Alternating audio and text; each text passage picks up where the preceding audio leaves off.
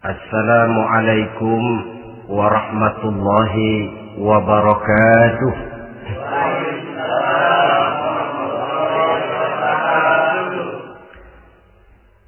Alhamdulillahi rabbil alamin.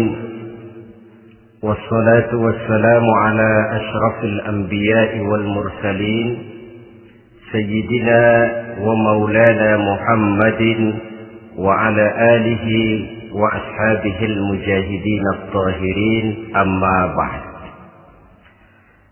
Saudara hadirin kaum muslimin rahimakumullah. Dalam kehidupan sehari-hari kita selalu berhadapan dengan dua hal yang berlawanan, dengan dua hal yang kontroversial kata orang sekarang, yang kita diharuskan memilih satu di antara kedua hal itu.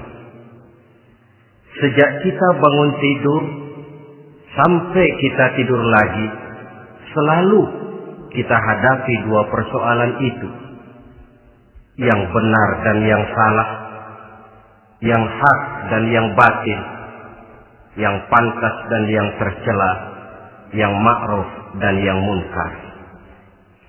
Persis seperti sebaik lagu yang lagi ngepop dan banyak dinyanyikan anak sekarang, madu di tangan kananmu katanya, racun di tangan kirimu.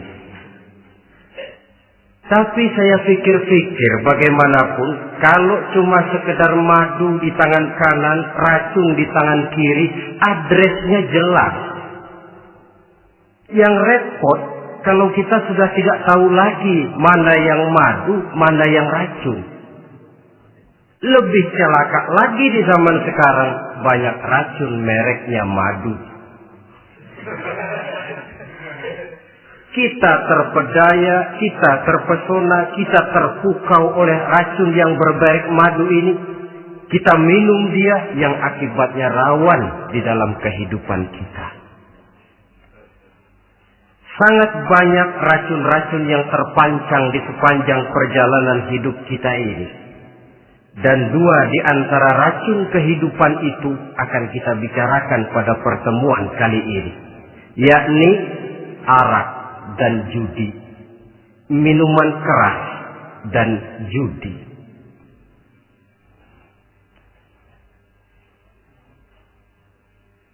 Sebagai yang kita maklum bahwa Islam bertujuan memelihara kemuliaan manusia yang diciptakan fi ahsani taqwim, dalam bentuk yang paling sempurna. Arak atau minuman keras jelas merupakan hal yang merusak dari berbagai aspek kehidupan. Entah kesehatan tubuh, entah pertumbuhan akal, ketentraman rumah tangga, ketentraman masyarakat, bangsa dan negara. Cobalah sejenak kita adakan penyelidikan. Kalau masuk kita ke dalam penjara, melihat sel-sel di sana, berapa banyak yang mendekam di sel karena urusan minuman keras. Masuk kita ke rumah sakit, berapa banyak yang dirawat akibat minuman keras, akibat stres yang dialaminya. Berapa banyak rumah tangga berantakan, berapa banyak pembunuhan terjadi, pemerkosaan terjadi akibat daripada minuman keras ini. Yang paling ironi kalau dia sudah menyerang anak-anak muda kita. Padahal kita tahu remaja, pemuda adalah bentuk miniatur daripada kehidupan suatu bangsa. Akan bagaimana warna Indonesia 20, 30, 40 tahun yang akan datang, remaja dan pemuda kita jawabannya. Bahkan dari segi agama pun, akan bagaimana warna Islam di Indonesia 20, 30 tahun yang akan datang, remaja itu pula jawabannya. Karena itu, tidak terlalu berlebihan kalau saya berkata bahwa untuk menghancurkan Islam di Indonesia ini, tidak perlu menghancurkan pondok pesantren, tidak perlu menutup masjid, melarang pengajian, menyegel musola, tidak perlu. Untuk menghancurkan Islam di Indonesia, cukup dengan meracuni remaja, pemuda-pemudi Islam di Indonesia. Kalau mereka sudah diracuni, dijauhkan dari agamanya, masalahnya tinggal menunggu pergantian generasi. Maka yang jadi pilot proyek jelas remaja, pemuda, termasuk dengan menanamkan pengaruh minuman keras. Ditanamkan ke tengah remaja kita ini untuk jauh dari tuntunan agama. Hei pemuda-pemuda Islam, kalau kau mau jadi pemuda modern, jangan dekat-dekat ke masjid. Masjid khusus 60 tahun ke atas. Sepertinya di depan masjid itu ada papan pengumuman masjid khusus 60 tahun ke atas. Baca Quran kolot. Seiring dengan itu lalu modernisasi diartikan dengan westernisasi. Kau tidak akan bisa jadi pemuda modern sebelum semua yang datang dari barat kau telan mentah-mentah. Kau harus bisa bergaul seperti orang barat, berumah tangga macam orang barat, makan minum seperti orang barat. Kalau nyanyi lagu barat yang orang lain gak ngerti, kamu juga gak tahu.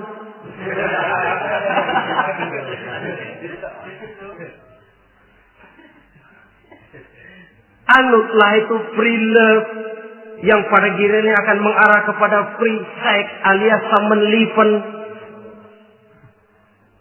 Isaplah itu ganja, morfin, narkotik. Jikalau sudah terlena kita dengan itu, maka kehancuran suatu bangsa sesungguhnya sudah dimulai. Penyakit minuman keras ini bukan cuma penyakit zaman ini.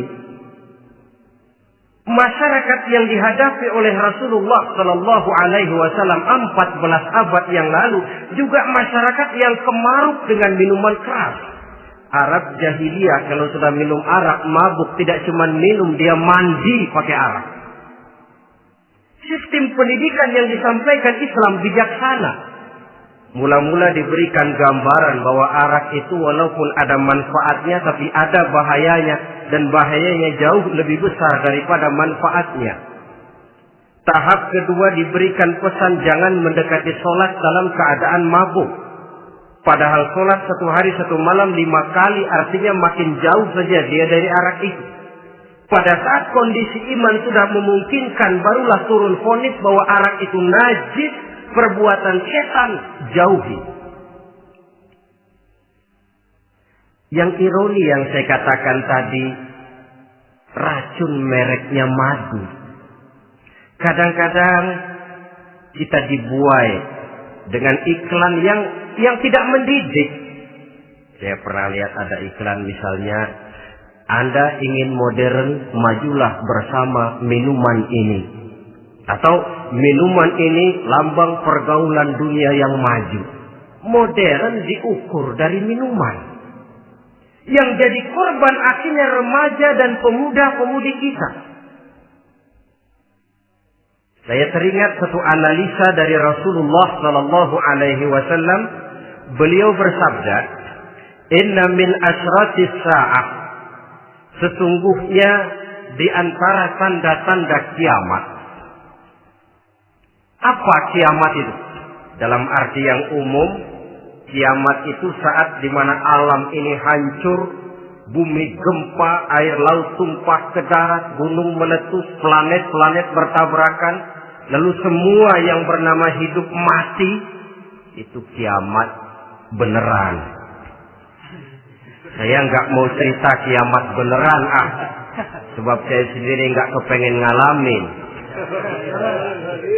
Yang sering kita ngalami ini kiamat kecil-kecilan, kiamat mini. Apa kiamat mini itu? Hancurnya sendi-sendi kehidupan sosial. Maksiat merajalela, munkarat menjadi-jadi. Yang ma'ruf dianggap munkar, yang munkar malah menjadi ma'ruf. Yang salah disanjung-sanjung, yang benar dicaci maki. Tuntunan dianggap tontonan, tontonan malah jadi tuntunan. Kan kiamat kalau sudah begitu. Penjungkiran nilai. Kenapa hal semacam ini bisa terjadi? Penyebabnya kata Nabi, pertama ayyurfa'al ilmu. Ilmu diangkat oleh Allah.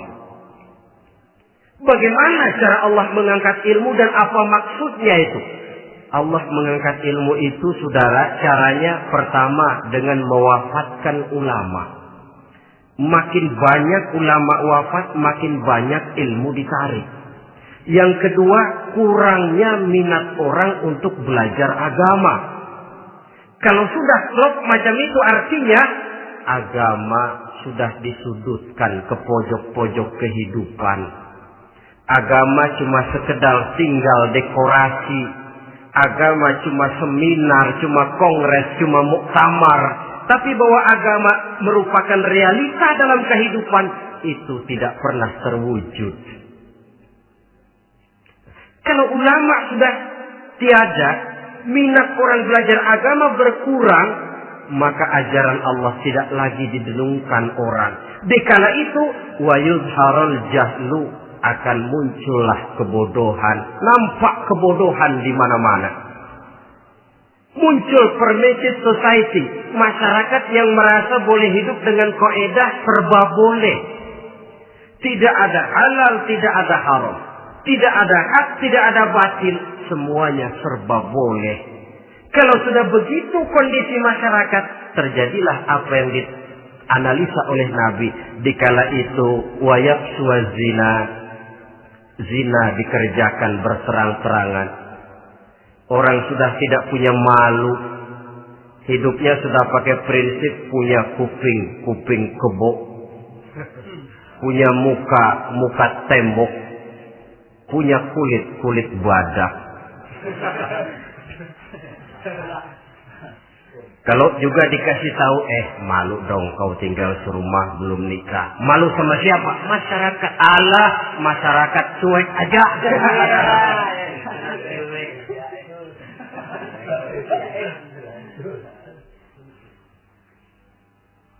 Bukankah realita kalau kita ikuti surat-surat kabar, berapa banyak sudah gadis-gadis bergelimpangan jadi korban? Berapa banyak bayi-bayi yang lahir ke alam ini tanpa harus tahu kemana dia mesti manggil bapak.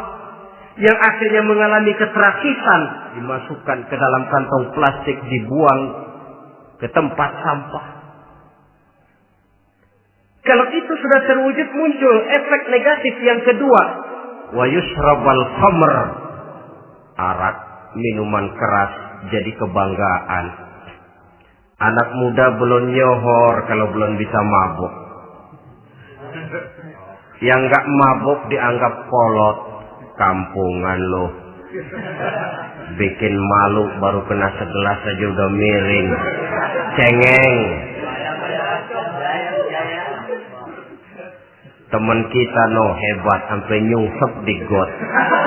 Yang nyungsep hebat. Ya, kalau cuma yang hancur kehidupan pribadi. Tapi kalau sudah menyangkut masa depan, yang berarti masa depan suatu generasi adalah merupakan masa depan daripada suatu bangsa. Begitu kerasnya Islam ini melarang minuman keras. Sampai bukan cuma sekedar meminumnya saja yang diharamkan, tetapi juga dilarang mengimportnya, memproduksinya, membuka warung yang menjual minuman keras atau bekerja di tempat penjualan minuman keras. Ada juga yang nyerempet-nyerempet, Pak, kalau sedikit kan nggak apa-apa, nggak mabuk ini. Nah, saya ingatkan hadis Nabi diriwayatkan oleh Imam Ahmad, Abu Daud dan Turmuzi. Nabi bersabda, "Ma askara katsiruhu faqaliluhu haramun." Apa yang banyaknya menyebabkan mabuk, sedikitnya pun tetap haram hukumnya. Memang barangkali mungkin ada manfaatnya, tetapi bahayanya jelas lebih besar ketimbang manfaat yang bisa timbul daripada jenis minuman keras itu sendiri. Dalam hadis lain Nabi pesankan, "Man kana yu'minu billahi wal yaumil akhir fala yaq'udu ala ma'idatin taduru 'alaiha al-khamru. Siapa yang beriman kepada Allah dan beriman kepada hari akhirat, jangan dia duduk di dalam satu pertemuan yang di dalam pertemuan itu diedarkan minuman keras. Masuk ke dalam lingkungan macam itu saja tidak diperkenankan. Kenapa? Asyariku fi syarri syarru. Bersekutu dengan kejahatan, jahat juga hukumnya. Semalam kamu mabuk ya? Enggak, temen. Saya cuma ngebeliin aja kok. Apalagi ngebeliin.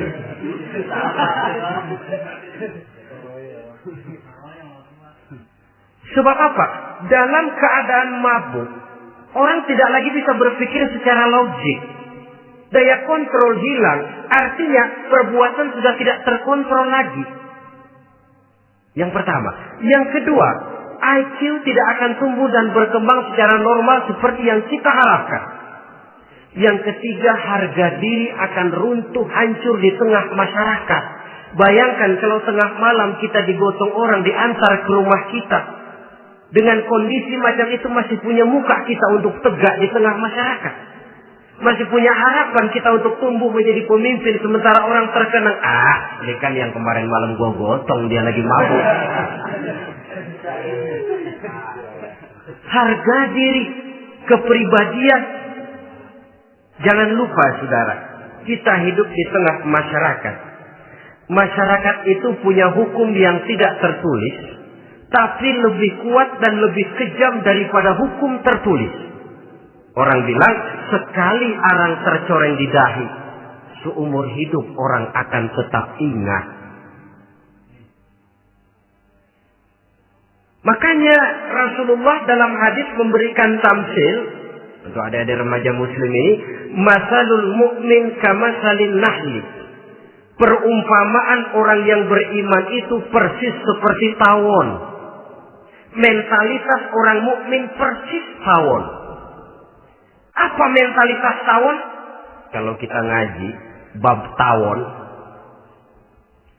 kita renungi apa keistimewaan tawon. Saya lihat-lihat, ternyata tawon itu punya 4 keistimewaan. Pertama, tawon itu yang dihisap selalu saripati bunga. Bagus makanannya. Belum pernah tawon keliru makan. Saya belum pernah dengar kok ada tawon makan tahu.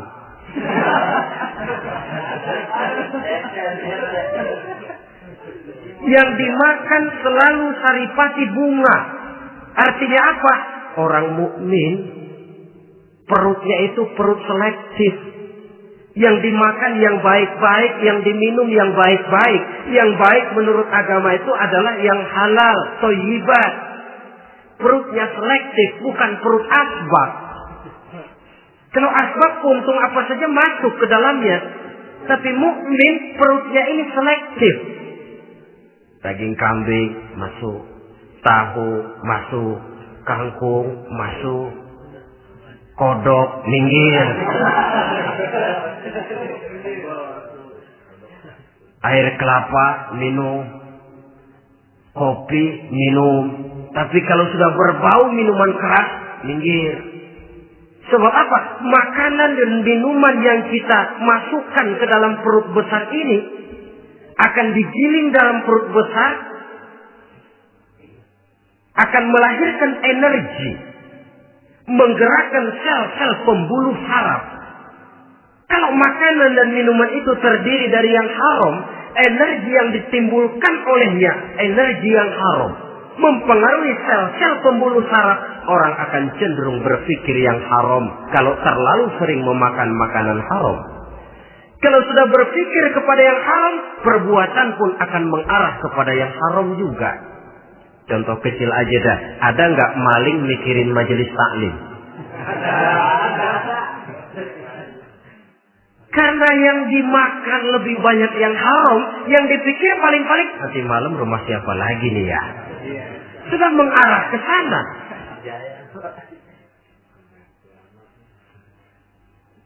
Saripati bunga yang dimakan tawon itu. Lalu tawon yang kedua saya lihat yang dikeluarkan selalu madu. Artinya apa orang mukmin itu? Kalau dia berkata, perkataannya mengenakan orang. Kalau dia berbuat, perbuatannya membawa manfaat bagi orang. Kalau kakinya melangkah tentu ke tempat yang ada gunanya. Yang dikeluarkan madu, bukan racun. Indah tawon itu. Yang ketiga, tawon saya lihat, kemanapun dia hinggap, tidak ada dahan patah.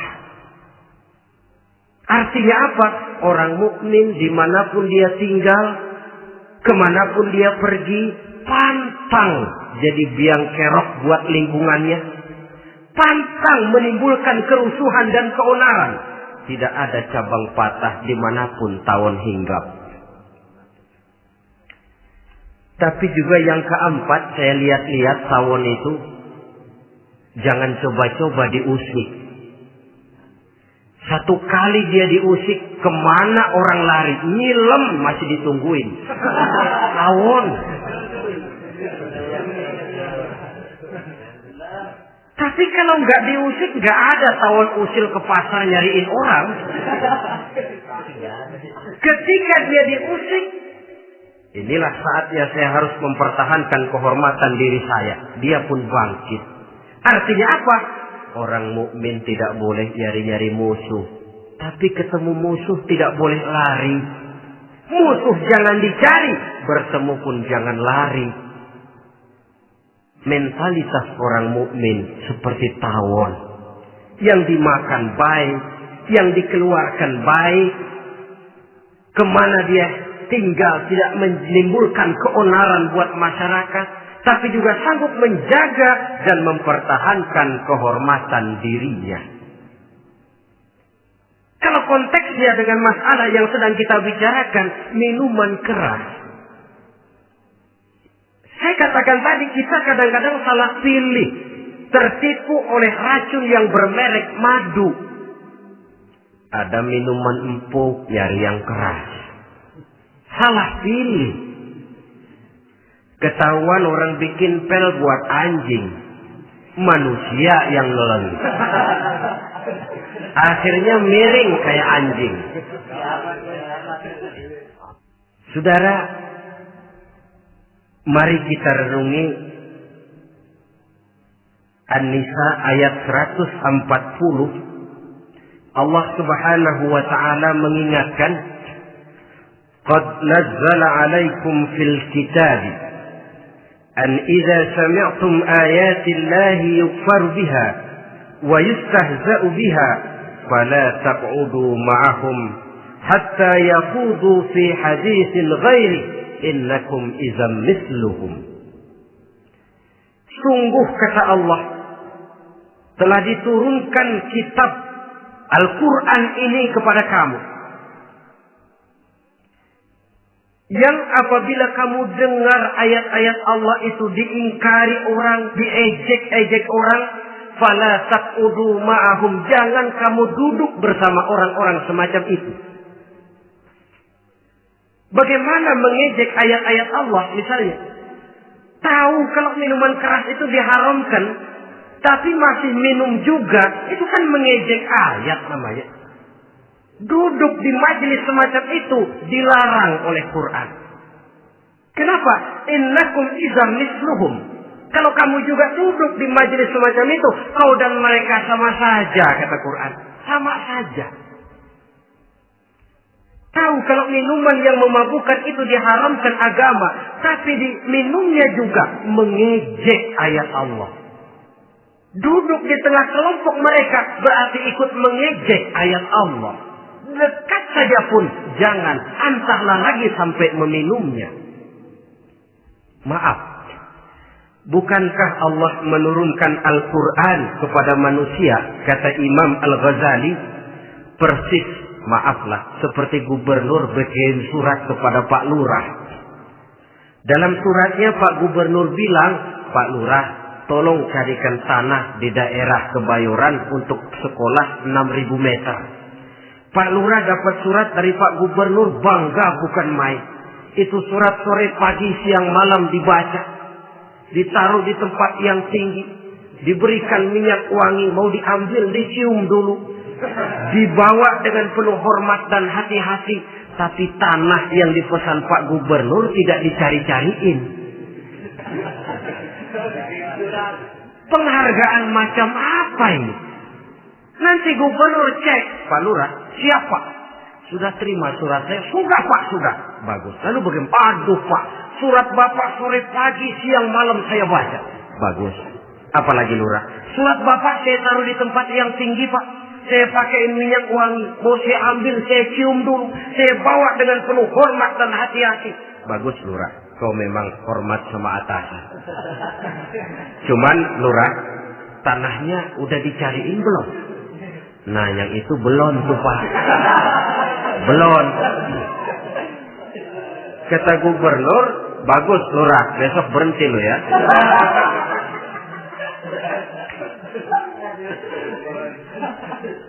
Membacanya memang penting. Al-muta'abbad bitilawatih. Beribadah dari sebab membacanya. Tapi setelah kita baca, kita tahu isinya. What next? Mau apa kita dengan isinya itu? Jangan yang kita baca, kita injak-injak. Itulah ironinya. Bagaimana Quran itu mau membawa keberkahan dalam hidup ini. Kalau yang kita baca sering kita injak-injak. Dalam kehidupan kita baca ayat. Wa ahallallahu al-bai'a wa harrama riba. Allah halalkan jual beli, Allah haramkan riba, tapi renten ditelan terus.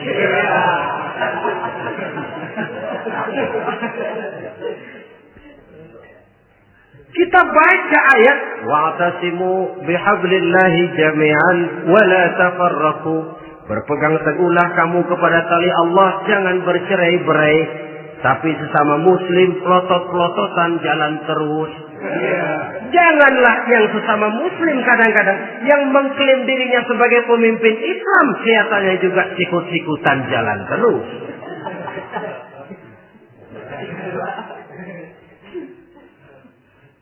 Sehingga tidak heran kalau orang bilang di bawah ngamalin ayat kursi sudah sampai di atas ayat hilang, tinggal kursi saja yang diamalin. Ironi dan menyedihkan.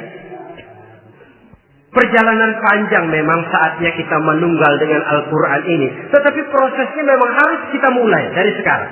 Perkara kapan proses ini selesai, itu bukan masalah kita. Tapi bahwa kita sudah memulai suatu proses, itulah yang diharapkan. Hadirin yang saya hormati,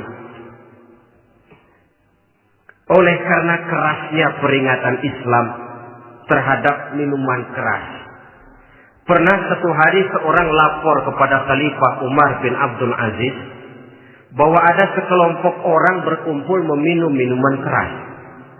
Kata Khalifah Umar bin Abdul Aziz, jerak mereka, hukum, cepat. Ya Khalifah, kenapa? Di tengah mereka ada juga orang yang Ramadan biasa puasa.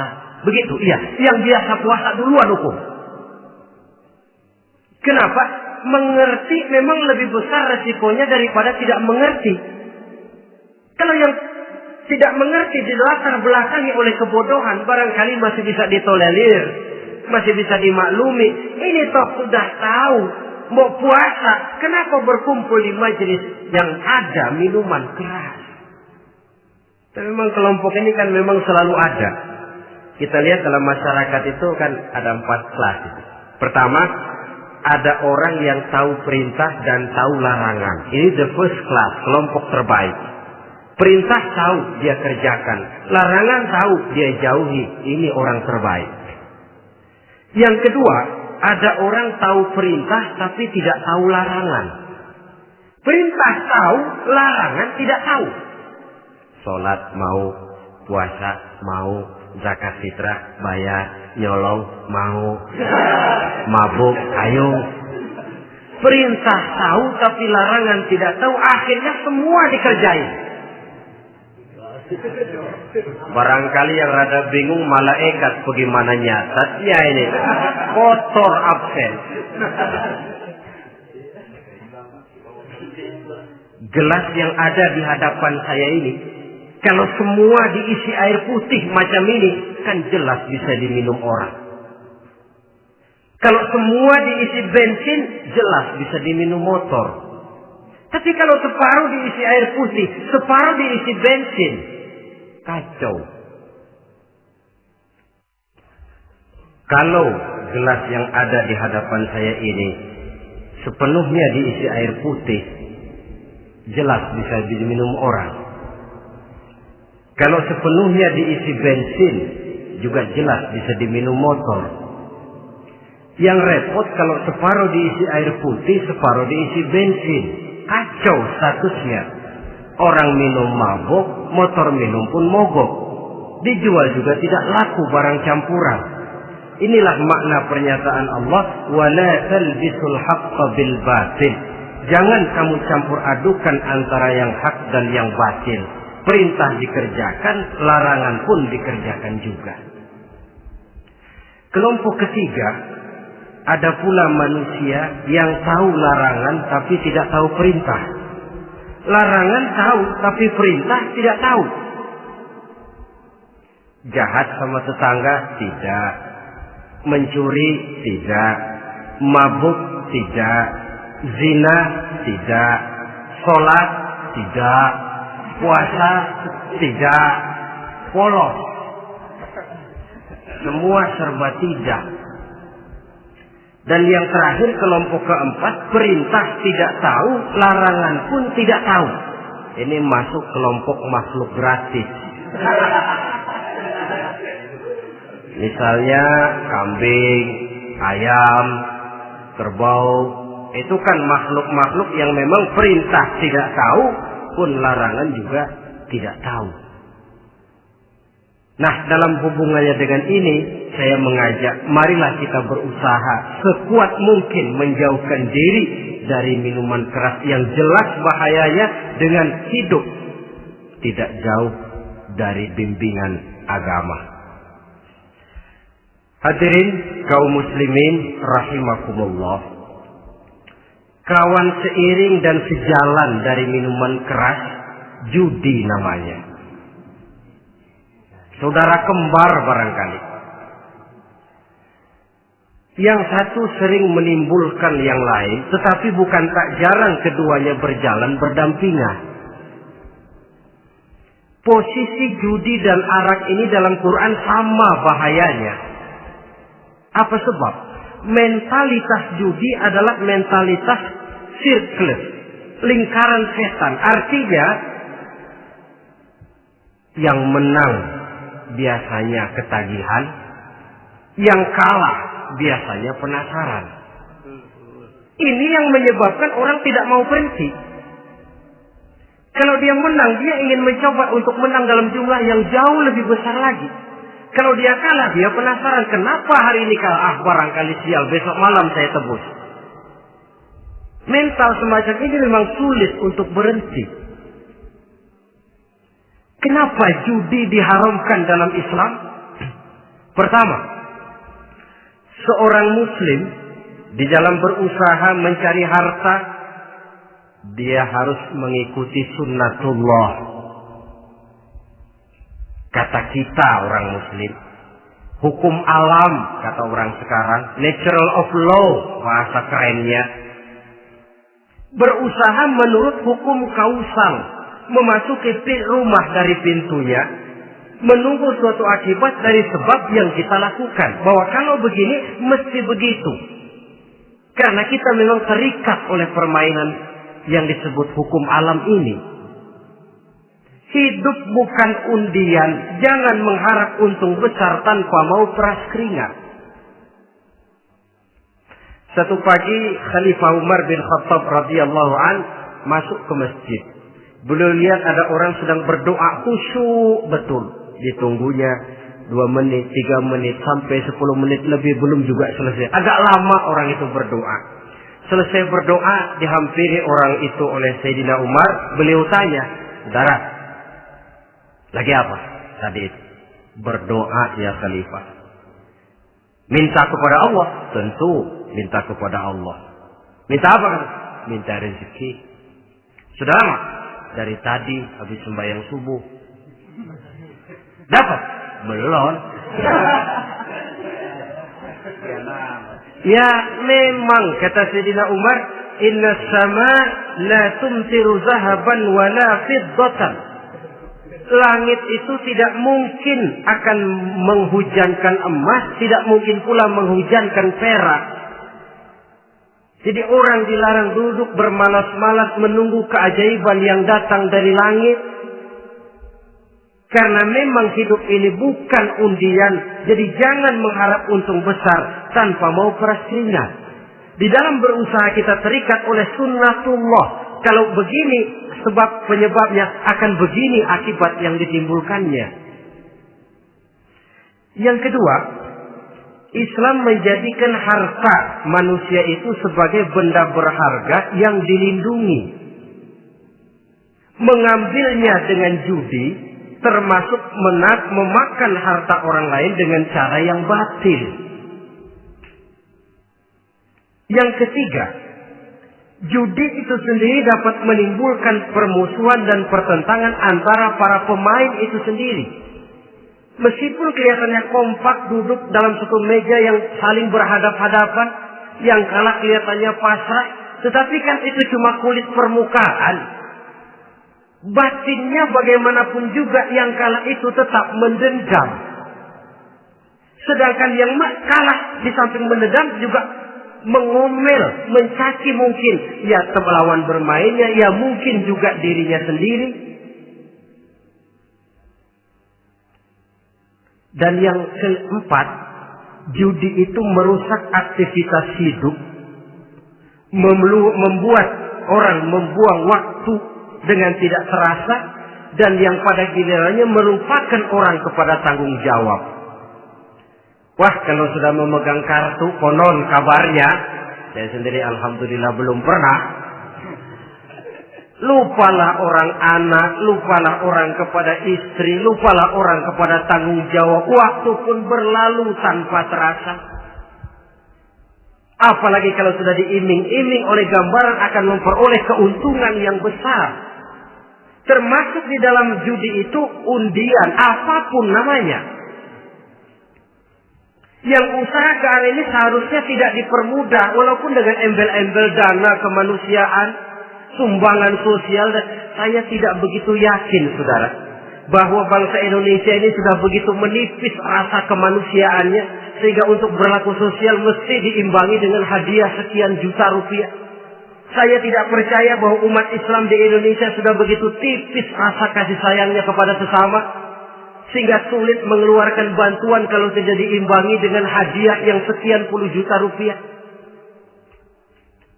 Yang saya khawatir apa? Pada gilirannya di negeri ini akan makin banyak penghayal-penghayal kelas berat, tukang-tukang ngelamun kelas tinggi, yang hidup cuma ngumpulin jikalau andai kata umpama misalnya orang sudah kemana-mana kita masih menghitung jikalau.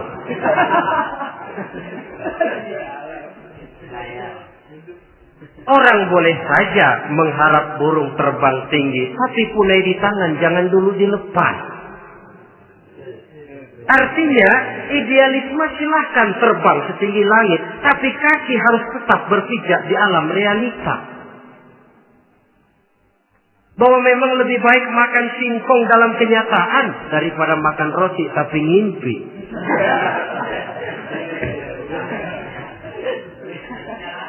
Kadang anaknya menangis, Pak minta jajan, ada uang 200 rupiah. Sudahlah sabar, kau jangan jajan, nanti bapak beliin kalau tembus 100 juta nih. Akhirnya yang 100 juta tidak, anak pun kelaparan. Bukankah akan jadi masalah bagi semuanya? Belum lagi rasa sayang kepada harta yang sudah dia miliki. Entah itu tanah, rumah, kendaraan. Kalau sudah kadung kalah di meja judi, hilang rasa sayang kepada benda itu. Ada rumah-rumahnya dilelang, ada kendaraan-kendaraan jadi taruhan. Ada jam tangan pun copot tanpa terasa. Maka berapa banyak rumah tangga berantakan, istri minta cerai, orang jadi nekat merampok, orang jadi nekat mencuri, korupsi kalau dia pejabat. Akibat apa ini? pengaruh yang namanya judi. Saudara kaum muslimin, ma'asyiral muslimin rahimakumullah. Itu sebabnya di dalam surah Al-Maidah ayat 90 Allah menekankan innamal khamru wal maisir wal ansab wal azlam rijsun min amali syaitan fajtanibuhu la'allakum tuflihun. Sesungguhnya arak, judi, berhala, mengundi nasib itu rijsun.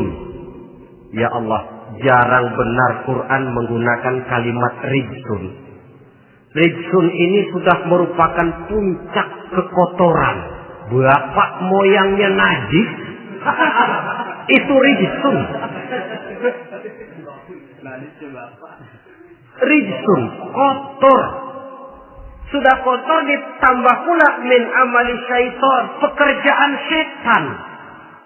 Wajtanibuhu, jauhi. Jangan sampai main, dekat saja tidak boleh, jauhi. La'allakum tuflihun, jikalau kamu mau menjadi orang-orang yang beruntung. Sejarah tidak pernah mencatat ada orang jadi miliuner karena judi. Sejak David Rockefeller sampai Aristotle Onassis, orang-orang kaya top di dunia, mereka kaya bukan karena judi, tapi karena kemauan peras keringat banting tulang, mau memulai sesuatu dari kenyataan yang real di depan mata. Sebab apa? Hidup ini memang perjuangan. Janganlah kita ingin hidup dengan satu prestasi, ingin tetap hidup seperti apa adanya sekarang ini saja, toh kita harus berjuang. Apalagi ingin hidup lebih baik, lebih terhormat, lebih mudah. Hidup perjuangan. Perjuangan berarti pengorbanan. Berani hidup artinya berani berjuang. Berani berjuang maksudnya rela berkorban.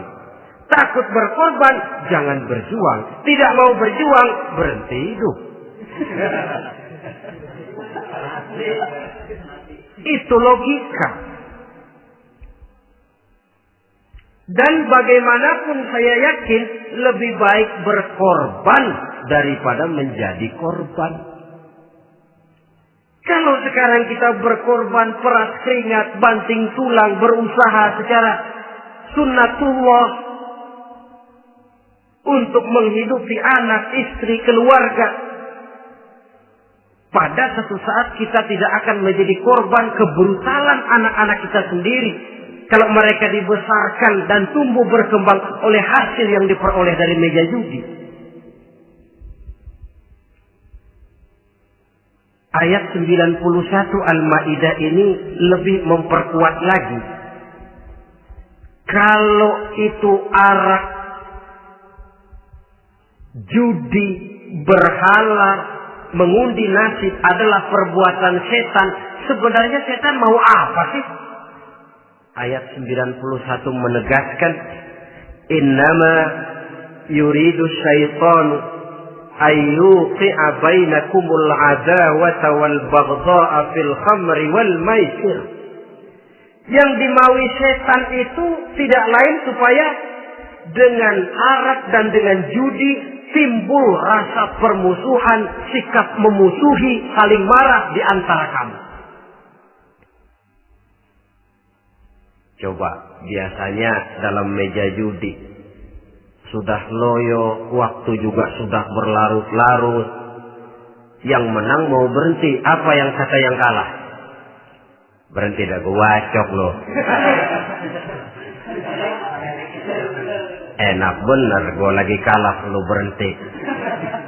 Coba, kira-kira kapan akan selesai permainan? Akan timbul permusuhan, akan timbul rasa dendam kesumat yang ditanamkan oleh setan. Karena memang baik arak, baik judi, baik berhala, baik mengundi nasib, itu semua permainan-permainan setan yang diberikan kepada kita untuk kita ikut andil bermain di dalamnya. Tatkala kita ikut terkena jerat setan, tertawalah mereka. Kenapa? Oh, makin banyak teman saya di neraka. Maaf, setan itu kan sudah tahu vonisnya. Ketika dulu di dengkotnya yang namanya iblis terusir dari surga, itu bikin semacam perjanjian dengan Allah. Tuhan, kenapa iblis? Gara-gara Adam saya terusir dari surga. Maka sejak saat ini Adam dan seluruh keturunannya adalah musuh bebuyutan saya. Saya akan gelincirkan mereka dari jalan. Silahkan iblis, goda mereka. Tapi kau tidak akan mungkin bisa menggoda mereka kalau hamba-hambaku itu menjadi hamba yang ikhlas. Hanya hambaku yang ikhlas yang tidak mungkin kamu goda. Yang lain barangkali bisa. Sejak saat itulah iblis memproklamirkan permusuhan. Dan dia sudah tahu betul vonisnya neraka. Tugas dia sekarang bagaimana mengumpulkan teman sebanyak-banyaknya ke dalam neraka. Hamba Allah saja yang tidak tergelincir kepada minuman keras dan judi. Hamba Allah yang ikhlas itu bagaimana? Yang ikhlas menjadi hamba Allah. Dalam arti kata dan perbuatannya memang mencerminkan bahwa dia hamba Allah. Maaf. Di zaman sekarang ini kan banyak orang cuma berkata, saya hamba Allah, mulutnya. Tapi perbuatannya membuktikan dia hamba setan, hamba dunia, hamba harta, budak jabatan, budak nafsu. Tidak sesuai antara ucapan dan perbuatan. Sebab itu kata-kata hamba Allah kalau keluar dari mulut manusia itu murah. Soalnya ngaku siapapun bisa. Tapi diakui atau tidak, ini yang kita belum tahu. Ada juga orang berdalih, saya kan masang kalau dapat nanti mau nyumbang masjid. Barangkali aja kalau nyumbang masjid disoriin dikit sama Tuhan.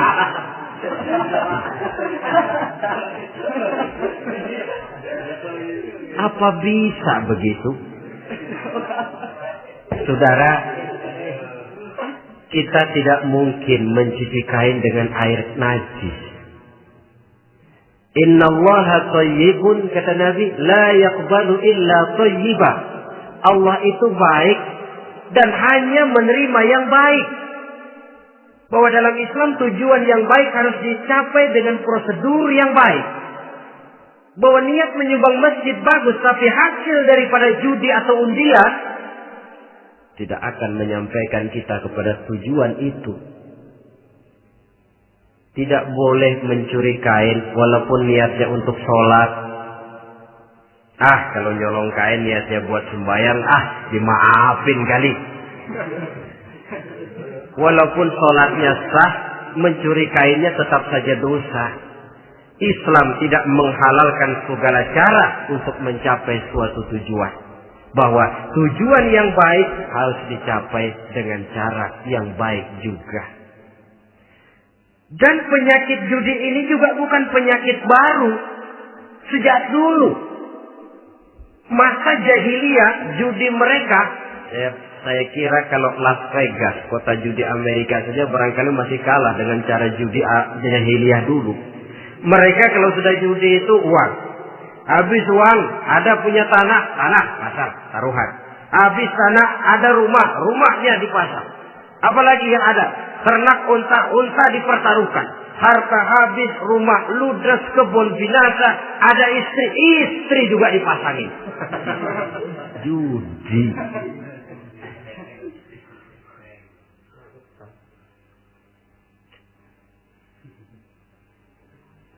Kita sebagai muslim oleh Al-Quran dijelaskan orang yang mempunyai dua tujuan hidup. Pertama tujuan jangka pendek. Yang kedua tujuan jangka panjang.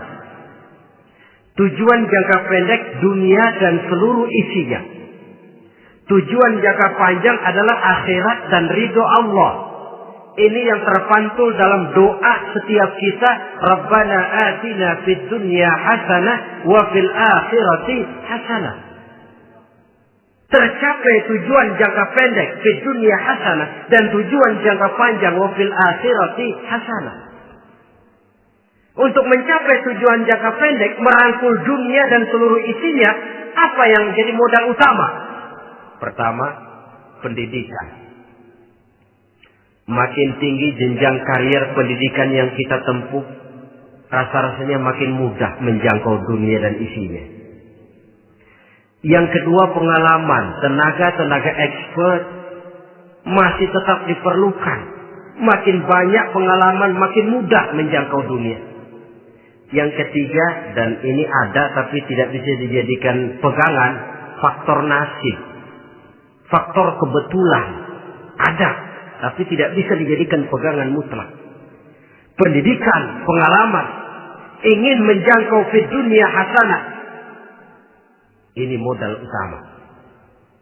Lalu untuk mencapai fil akhirati hasanah, prestasi ibadah. Bagaimanapun tinggi pangkat dan jabatan kita, bagaimanapun banyak gelar kita sandang, tanpa prestasi ibadah, nol besar kita dalam pandangan Allah. Itu sebabnya kita sholat. Jadi tidak beralasan kalau orang ditanya, kenapa sih kamu nggak sholat? Tetangga saya sholat melarat terus. Memang sholat itu bukan untuk mencari uang kok. Kalau ada orang yang rajin sholat, rezekinya kelihatan lancar, itu cuma sekedar persekot. Uang muka, cashnya tetap di akhirat nanti. Efeknya apa? Karena kita punya tujuan jangka panjang, mengharap ridho Allah di akhirat. Cara kita mencapai tujuan jangka pendek dibatasi oleh pertanyaan, Allah ridho apa enggak? Kita cari uang, tapi pertanyaan pokok, Allah ridho enggak cara ini? Kita mengejar kedudukan, tapi Allah ridho enggak dengan cara ini? Ini yang menyebabkan kita lantas tidak lalu menghalalkan segala cara. Yang penting tujuan tercapai cara apapun halal. PKI. Kan cuma PKI yang berprinsip asal tujuan tercapai cara apapun halal. Dan kita sudah sepakat PKI dan seluruh ajarannya tidak berhak hidup di bumi Pancasila ini. Cuma jangan sekedar PKI-nya dikutuk tapi ajarannya dipakai.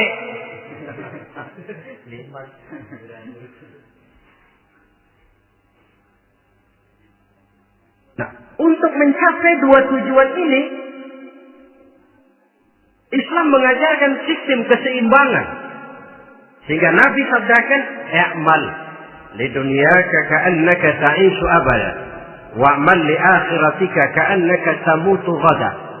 Bekerjalah buat duniamu seolah-olah kau akan hidup untuk selamanya, tetapi bekerjalah untuk akhiratmu seolah-olah kau akan mati besok. Jadi kalau kita sudah sholat menghadap Allah, usolli fardhu maghrib, Allahu Akbar, ingat seolah-olah kita akan mati besok supaya timbul khusyuknya. Tapi kalau kita sudah bekerja, kuliah, belajar di tempat tugas, ingat seolah-olah kita akan hidup selamanya supaya timbul gairah kerja. Jangan dibalik. Di kantor ingat mati, lemas terus. Ngapain kerja sungguh-sungguh bakalan mati. Lagi sholat ingat Duta Merlin, Altiron Plaza. Ya kacau. Salah pasang, tidak pada tempatnya. Untuk mencapai fid dunia hasanah ini, Islam mengajarkan tempuh jalur yang mengikuti sunnatullah. Itu yang dihargai oleh agama. Terikat oleh hukum kausal bahwa kalau ini yang saya usahakan hasilnya akan begini. Perkara nanti hasil tidak seperti yang kita harapkan, baik sangkalah kita kepada Allah. Sebab kita tidak tahu rahasia apa di belakang itu. Kadang orang mengeluh, habis saya rajin sholat tapi rezeki seret, berhenti aja dah. Kita tidak tahu rahasia di belakang itu. Pernah hadirin, satu hari seorang petani, dia selesai bekerja di ladang, istirahat. Dia tidur di bawah sebuah pohon beringin. Di sebelah pohon beringin itu ada pohon labu. Dia berpikir, kalau saya lihat-lihat Tuhan nggak adil katanya. Masa pohon beringin pohonnya besar, buahnya kecil. Pohon labu pohonnya kecil, buahnya gede. Tuhan bukan arsitek ulung ini.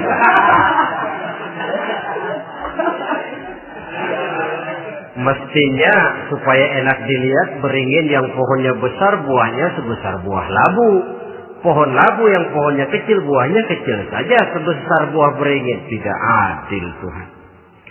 Baru dia selesai berpikir Tuhan tidak adil, jatuh sebutir buah beringin tepat menimpa hidungnya.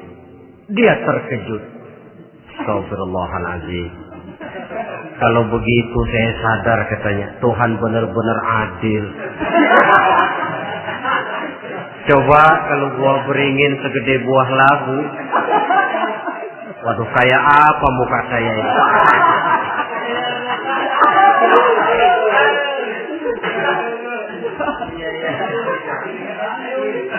Baru terbuka pandangan matanya setelah berhadapan dengan kenyataan. Baru keluar respek. Allah benar-benar adil.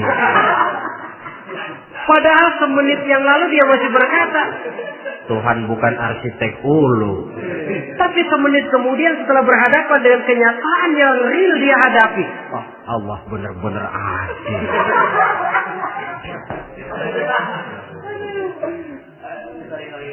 Itulah kehidupan ini.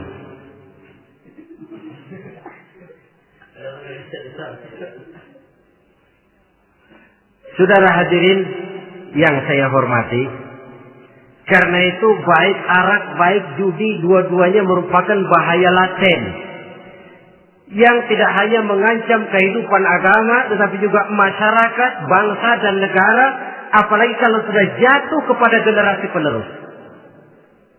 Dan yang bagaimanapun juga saya berpikir sebenarnya remaja, pemuda, pemudi kita cuma korban dari suatu sistem. Sebab ini merupakan tanggung jawab bersama. Ulama mubalik macam saya paling wewenangnya cuma ngomong. Yang punya SK untuk memberhentikan pabrik minuman keras itu kan Menteri Perindustrian. Tangan-tangan eksekutif. Sehingga kalau Nabi katakan, Man ra'a minkum munkaran falyughayyir biyadihi wa illam yastati' fa bilisanihi wa illam yastati' fa biqalbihi. Apabila salah seorang kamu melihat suatu kemunkaran, termasuk minuman keras dan judi di dalamnya, rubah itu. Dengan cara apa? Kalau kau mampu dengan tangan. Artinya power, kekuatan. Kalau dengan tangan tidak mampu, ini orang kalau gue pukul gue yang melintir nih. Umpamanya, fabilisan nih, dengan lidah ngomong. Mas, saya senang sampean tinggal di sini, kampung kami tambah warga, tapi tolonglah jangan bawa pengaruh yang tidak baik. Kalau ternyata bicara pun tidak berani, fabiqalbi, cukup dalam hati, sekurang-kurangnya tidak ikut membenci kemungkaran dalam hati, itulah kadar iman yang paling lemah. Ini secara umum. Tapi kalau hadis ini kita mau adakan semacam, katakan description of job, bahasa kerennya, kita adakan pembagian tugas. Siapa yang harus merombak kemungkaran dengan power? Penguasa, pemerintah, sebab dia punya aparat. Siapa yang merombak kemungkaran dengan lidah? Ulama, kiai, mubalik, ngomong. Siapa yang hanya merubah kemungkaran dalam hati? Kita umumnya rakyat lemah ini. Yang mau ngomong gak berani, tapi hati pegel. Nah, kalau sudah ada pembagian tugas semacam itu, insya Allah masing-masing akan berjalan pada relnya. Dan pada akhirnya selamatlah kita, bangsa Indonesia, umat Islam pada khususnya, dari bahaya, baik bahaya minuman keras maupun bahaya judi. Menyelamatkan bangsa dan yang lebih lagi menyelamatkan masa depan kita. Sekianlah saudara pertemuan kita pada saat ini. Mudah-mudahan ada manfaatnya. Terima kasih atas segala perhatian. Mohon maaf atas segala kekurangan. Usikum wa nafsi bitaqwallah. Wassalamualaikum warahmatullahi wabarakatuh.